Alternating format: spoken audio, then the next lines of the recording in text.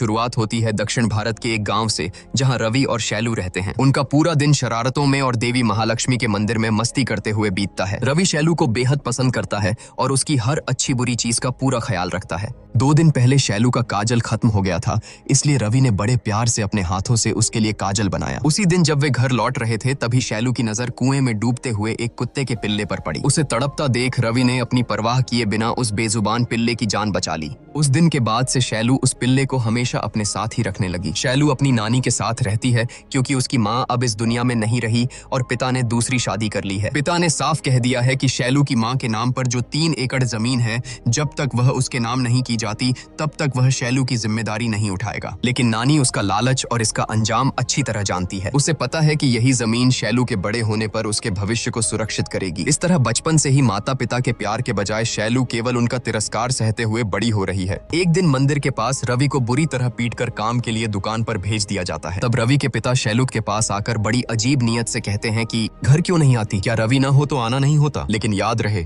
कल जरूर आना। इसी तरह खौफ और मुश्किलों के बीच कुछ और दिन बीत जाते हैं। फिर एक दिन शैलू को पहली बार पीरियड्स आते हैं। घबराई हुई नानी तुरंत शैलू के पिता के घर फोन करती है, लेकिन उन्होंने एक न सुनी। उनका साफ कहना था कि वे उस घर में तभी कदम रखेंगे जब जमीन उनके नाम हो जाएगी। एक तरफ अपनों की बेरुखी और दूसरी तरफ एक औरत होने के पहले दर्द का एहसास। शैलू अंदर से डर गई थी। नानी ने उसे सांत्वना दी और समझाया कि एक औरत का जीवन बहुत कठिन होता है, लेकिन तू चिंता मत कर, सब ठीक हो जाएगा। लेकिन सब कुछ ठीक नहीं होने वाला था। एक रात गांव में अचानक चीख पुकार मच गई। शोर सुनकर शैलू घबराकर उठी। उसने देखा कि गांव वाले रवि के घर के सामने जमा हैं और पूरा घर धू धू कर जल रहा है। इस भयानक आग में रवि और उसका पिता दोनों ही जिंदा जलकर राख हो गए। इस दर्दनाक हादसे ने शैलू की जिंदगी की आखिरी उम्मीद भी छीन ली। इस दुनिया में एक वही था जिसे वह अपना समझती थी और आज वह भी उसे हमेशा के लिए छोड़कर चला गया। इसके बाद समय का पहिया घूमता है और 10 साल बीत जाते हैं। मंगलवार की आधी रात पूरा गांव गहरी नींद में डूबा हुआ है। सन्नाटे को चीरते हुए गांव की सुनसान गलियों में एक कुत्ता बदहवाश भाग रहा है और उसके ठीक पीछे आ रही है एक रहस्यमयी औरत। उसके पैरों में बंधे घुंघरुओं की छम छम पूरे माहौल को खौफनाक बना रही है। उसके सिर पर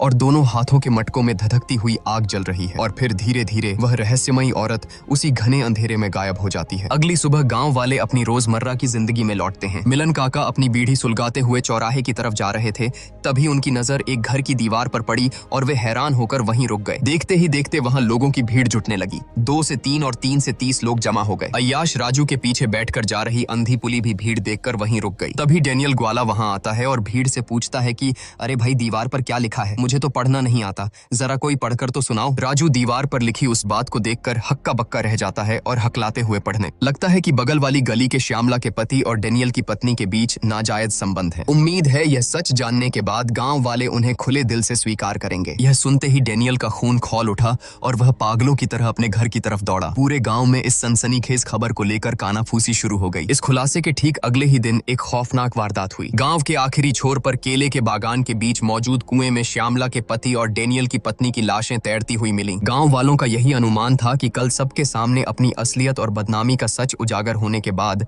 शर्म के मारे दोनों ने अपनी जान दे दी। घटना स्थल पर गांव की नई सब इंस्पेक्टर माया पहुंचती है और जांच शुरू करती है। अपनी आदतों से मजबूर ठरकी राजू यहाँ भी माया को घूरने से बाज नहीं आता। तभी गांव का इकलौता फोटोग्राफर बासु वहां पहुंचता है। उन दोनों लाशों को देखकर उसका खून सूख जाता है। माया तुरंत आदेश देती है कि इन दोनों शवों को पोस्टमार्टम के लिए भेजो, लेकिन गांव वाले उसका विरोध करने लगते हैं। उनका कहना था कि पुलिसिया कार्यवाही गांव के नियमों और रिवाजों के खिलाफ है। उन्होंने साफ कह दिया कि इस मामले में जो भी फैसला लेना है वह सिर्फ जमींदार बाबू ही लेंगे। इस गांव में जमींदार प्रकाश का हुक्म पत्थर की लकीर माना जाता है। हर कोई उनकी बात मानता है। प्रकाश स्वभाव से बेहद गुस्सैल और नास्तिक है, लेकिन उसूलों का पक्का और ईमानदार भी। उसका अपने पिता के साथ अजीब सा रिश्ता है। हर सुबह वह अपने मृत पिता की तस्वीर के आगे हाथ जोड़कर आशीर्वाद जरूर लेता है, लेकिन उसके तुरंत बाद उस तस्वीर पर जूते मारने से भी नहीं चूकता। इसकी वजह यह है कि उसके अय्याश और चरित्रहीन पिता ने उसकी मां को धोखा दिया था और दूसरी औरतों के पीछे अपना सारा पैसा और इज्जत बर्बाद कर दी थी। पर पहुंचता है और आते ही सब इंस्पेक्टर माया को सख्त लहजे में चेतावनी देता है कि किसी भी कीमत पर इन लाशों को पोस्टमार्टम के लिए नहीं भेजा जाएगा। यह मेरा गांव है और यहाँ मेरा फैसला ही आखिरी फैसला है। मजबूरन माया को पीछे हटना पड़ता है। प्रकाश के आदेशानुसार डेनियल की पत्नी को ताबूत में रखकर दफना दिया जाता है। वहाँ चीता की लपटों के पास एक नकाबपोश रहस्यमयी व्यक्ति को खड़ा देखा जाता है जो खामोशी से जलती हुई चिता को घूर रहा होता है। गांव में इतनी बड़ी घटना घट गई, लेकिन ठरकी राजू की नीयत में कोई बदलाव नहीं आया। मुनिस्वामी अपनी पत्नी सूरी को छोड़कर कुवैत में काम करता है और राजू इस अकेलेपन का फायदा उठाने से बाज नहीं आता। खैर, इन सब के बीच गांव के एक और अहम व्यक्ति से आपका परिचय करवाता हूँ। इनका नाम है डॉक्टर विजय। शादी के बाद अपनी बेटी को खोने के गहरे सदमे और दुख की वजह से उन्होंने शहर की जिंदगी छोड़ दी और अब इस गांव में लौट आए हैं। इधर रमन नाम का एक लड़का गुर्जा के घर निमंत्रण देने जाता है क्योंकि अगले दिन गोविंद राजू के घर एक बड़ा कार्यक्रम है। इत्तेफाक से उस वक्त गुर्जा घर पर नहीं होता, तो रमन इस मौके का फायदा उठाकर गुर्जा की बहन से मिलने और बात करने की कोशिश करता है। गुर्जा को रमन बिल्कुल पसंद नहीं है, इसलिए वह हमेशा रमन पर कड़ी नजर रखता है। अगले दिन गोविंद राजू के घर बड़े ही धूमधाम से कार्यक्रम शुरू होता है। पूरा का पूरा गांव आमंत्रित है, लेकिन इस जश्न और चहल पहल के बीच भी लोगों की जुबान पर बस एक ही कानाफूसी चल रही है कि डैनियल की पत्नी और श्यामला के पति के नाजायज रिश्तों के बारे में उस रात दीवार पर किसने लिखा था। दीवार पर लिखे उस सच को लेकर गुर्जा और बासु के बीच हाथापाई शुरू हो जाती है, जिसे एक बड़े और भयानक झगड़े में बदलते देर नहीं लगी। इन सब बवाल और झमेलों से दूर गांव के पुजारी देवी की पूजा और मेले की तैयारियों में मग्न है। इस गांव में हर मंगलवार की रात देवी की बड़े ही धूमधाम से पूजा की जाती है, क्योंकि मंगलवार को देवी का सबसे शुभ दिन माना जाता है। लेकिन इस साल मेले के लिए पैसों की कमी पड़ गई। पुजारी हिम्मत जुटाकर जब जमींदार प्रकाश के पास चंदा मांगने गए तो वह गुस्से से आग बबूला हो गया। नास्तिक प्रकाश ने साफ कह दिया कि पूजा के नाम पर वह एक फूटी कौड़ी भी नहीं देगा। हालांकि प्रकाश की पत्नी राजेश्वरी देवी ने पुजारी को खाली हाथ नहीं लौटने दिया। उन्होंने न सिर्फ अपनी तरफ से पैसे दिए, बल्कि यह भी आश्वासन दिया कि जरूरत पड़ने पर वह आगे भी उनकी मदद करेंगी। उसी दिन दोपहर के समय जब सब इंस्पेक्टर माया अपनी गाड़ी से जांच के लिए गांव जा रही थी, तो उसकी नजर केले के बागान की तरफ गई। उसे अचानक झटके से गाड़ी रोकी और वहां जाकर देखा तो वहां सन्नाटे के अलावा कुछ नहीं था। मंगलवार की रात पूरा गांव देवी की पूजा और मेले की चकाचौंध में सजा हुआ था, लेकिन उसी आधी रात को अंधेरी गलियों में वह कुत्ता फिर से दिखाई देता है। वह पागलों की तरह उसी रहस्यमयी औरत की तरफ भाग रहा था। उस औरत के पैरों में बंधे घुंघरुओं की छम छम की डरावनी आवाज एक बार फिर गाँव की हवाओं में गूंजने लगी। अगली सुबह होते ही गाँव में फिर से खौफ और सनसनी फैल गई। गाँव की एक दीवार पर किसी ने फिर से कुछ लिख दिया था। इस बार लिखा था कि मंदिर वाली गली के मिल्ली कृष्ण के साथ सूर्य की पत्नी मणि के नाजायज रिश्ते हैं। उम्मीद है गांव वाले यह सच जानने के बाद उन्हें खुले दिल से स्वीकार करेंगे। यह खबर आग की तरह फैली